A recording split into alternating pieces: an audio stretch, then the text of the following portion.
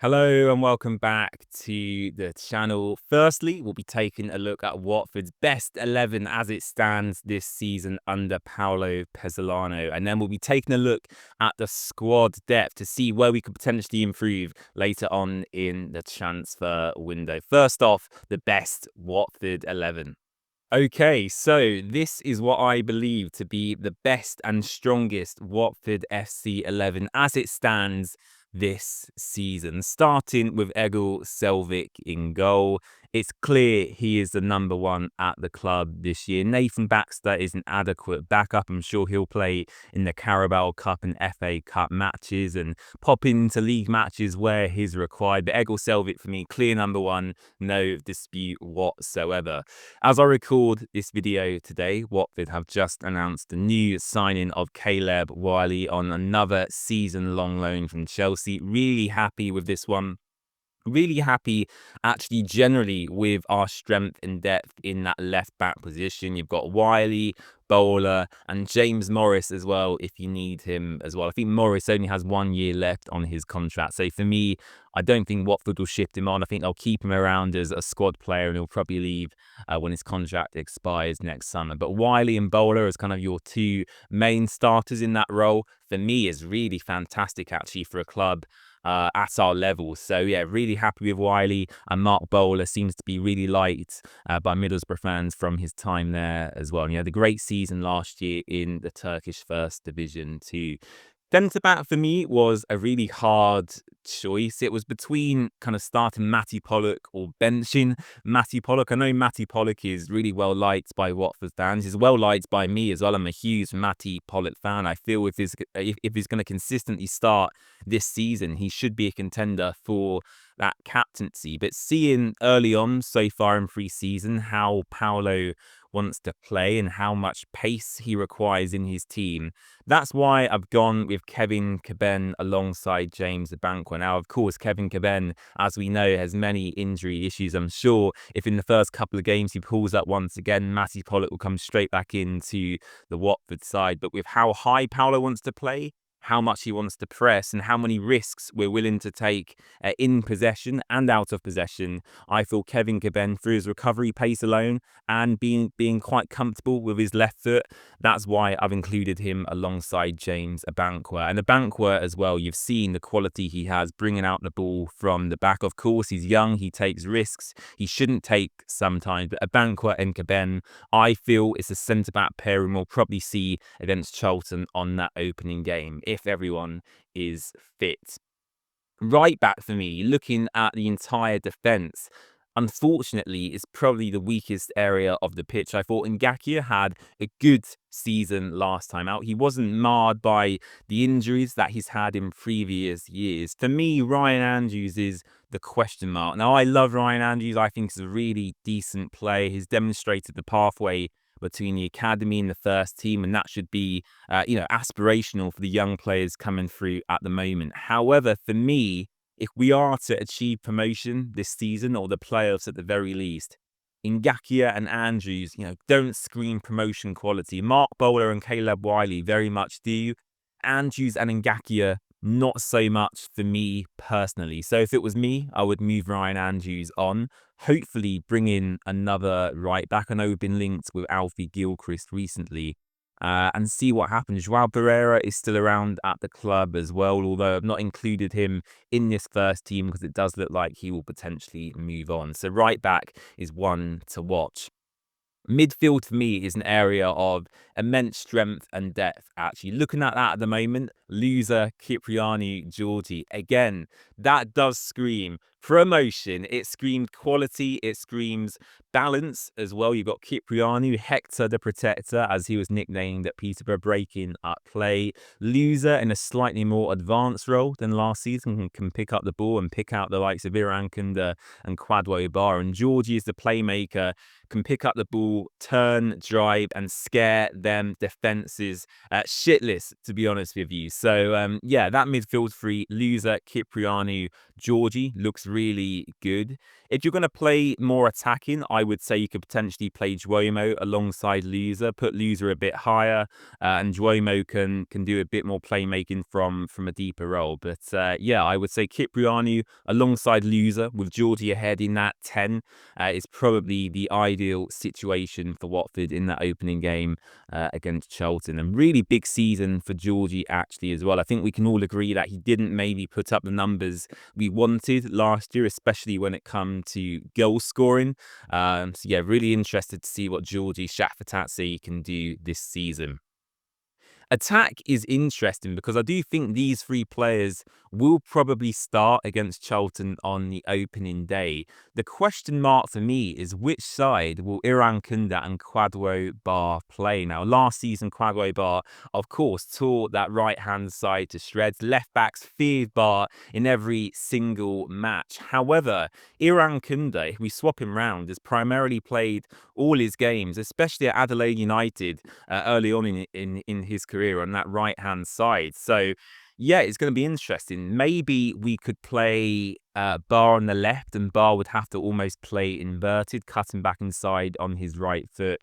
Equally, Iran Kunda could play that same role. I know Kwadwo Bar did an interview recently with Adam at the Watford Observer, and he said he was quite comfortable and happy playing out on the left. So this could potentially be how we see the 11 against Charlton. Bar on the left, Iran Kunda on the right, and Luka Kiamgard up front. And you have to imagine as well, Kwadwo Bar and Iran Kunda, if they can get some decent deliveries into the box for Luka Kiamgard, you know, he's a huge physical presence, he's good in the air, he can create space from quite minimal opportunities in that 18-yard box as well. It's starting to look really good. So that for me is my preferred starting 11. Do let me know if you agree in the comments down below.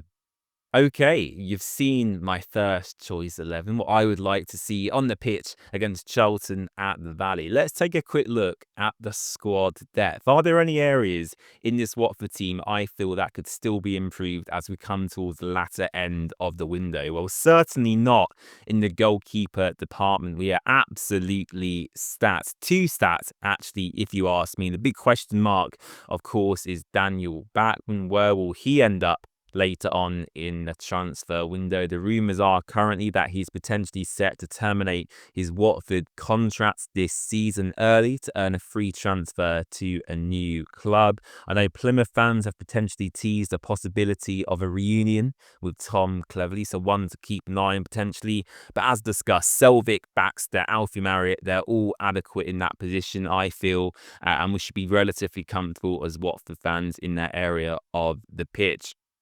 Defence for me is an interesting one. I think this is probably where we'll see the most activity actually, both with incomings and departures throughout the rest of the transfer window, especially with the likes of Ryan Porteous and Antonio Tikvic. I fully expect these two players to leave. James Morris as well, he's gone under the radar this window. One to keep an eye on. He has 1 year left on his Watford contract. That expires in 2026. He's probably not going to be utilised too much this season, you would imagine, unless we have a massive injury crisis. So if he wants to aspire to play more first team football, he could potentially look at dropping down a level to League One, which is where I think he'll feel most comfortable professionally anyway. So yeah, James Morris, Antonio Tikvic and Ryan Porteous, all players to keep an eye on, which would mean, of course, having to buy a new player in that position. We've so far been linked with Xavier Mbayimba. He's a Dutch 23-year-old left-footed defender, most importantly from Volendam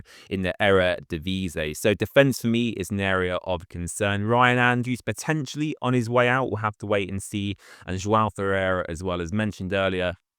He is high value, played well at Braga last season. He played European football ultimately, which is a rarity in this Watford squad, of course, having some European experience there. So João Ferreira, would I expect him to stay? No, I thought we'll look to cash in on him and move him on to a new club. Midfield again, we are pretty stacked here. Look at all of the names here in midfield, 8 names in total. Tom Ince is, for me, a bit of a meh player. I've not been impressed with Ince ever since he arrived at Watford, really. I think it's a sign in that we made because of the classic cliche saying of you need, experienced heads to earn promotion in this division. I'm not sure that's quite the case anymore. Would I expect Ince to leave? I would say no. Again, like James Morris is one of these players who's probably on a significant salary. He's got a year left on his contract. It's going to be hard for Watford to move him on to really any interested parties. So whilst I look at the midfield and go, we're pretty stacked, we've got good options in these positions, I've never been totally convinced by Edu Kayembe. He has his qualities, of course. His shots on goal are really impressive, don't get me wrong. Sissoko had a good end to last season. But outside of the starting options in Cipriani, Luzer and Georgie, I do feel we do lack some quality, I would say. Tom Delly as well, one to keep an eye on. He's been linked with some clubs in League 1 and the Serie A this window as well. So I think midfield, we're fine. If we didn't make any signings, I'd be perfectly happy with that. Equally, if we did have the option, I would move the likes of Ince, Sissoko and Kayembe on to pastures new. Up front, once again, we are absolutely stacked and loaded in these positions, which is why I questioned on my live stream last night the signing of Papa Diallo from Metz. Don't get me wrong, if we signed Diallo, I would have been very happy. It would have been yet another player in a very impressive attack, and it would have been a real statement of intent by Gino Pozzo. But if that £4.2 million is the only money we have left, I would much rather use that for example, a new midfielder, the right back position, another centre back. So I feel Watford not buying Diallo could actually turn out to be a pretty smart move. And looking at the depth we have here once again, Rocco Vata was okay last year. I maybe expected slightly more than we saw. He, of course, had that virus in the second half of the season, which really hindered him. I believe he was still kind of recovering physically from that, even in pre-season this year. So hopefully Rocco Vata is all recovered from that. Mamadou Doumbia reportedly subject of a £10 million bid from Burnley that Watford rejected. He has bags of potential. Kwadwo Bar, a massive season for him. I think for him, it's more the injury front and how long he can stay fit. I'd like to see Kwadwo Bar play well over 30 games starting in the Championship this year. And also as well with Kwadwo, I think we have to remember we can also use him off the bench. When you look at the quality now we have in attack, there's nothing wrong with having Kwadwo on the bench for a couple of matches to run at tired fullbacks in the last half hour, 20 minutes of games when Watford are, drawing or losing, because Bar ultimately is a unique profile, is the difference maker. He's kind of, what Gerard Deulofeu was to us a few years ago. He can cause absolute carnage. Jorge Hurtado, if reports are once again to be believed, he's about to be on his way out imminently. Nestri Irankunda, a real statement signing from Watford. Luca Hjumgaard is expected to bang in the goals this season. 22 goals actually in the Danish second tier last season. So he has a lot of hype and pedigree behind him. Ousmane Mamar, the plan with him was originally to go out on loan, but by all accounts, Watford have been so impressed in training actually with Mamar that is expected to stick around in the first team this season. And I think for me, the only unknown quantity is probably Vivaldo Semedo. We brought him in from Udinese. By all accounts, again, he's a highly rated young striker. He has all the attributes and qualities to fit Paulo's system, but we're just not seeing him kick a ball for Watford yet, even in pre-season. So yeah, looking at the whole squad, scrolling back up all the way to the top where we started, I think my only areas of concern are probably midfield, if we lose a couple of players there and if Watford can adequately replace them, and also centre-back and that right-back position. So would you agree with my statements there? Let me know in the comments section down below, and also put in your preferred first team for that game against Charlton in the comments as well. I'd love to see your suggestions. Thanks for watching, and we'll see you again soon. Bye-bye.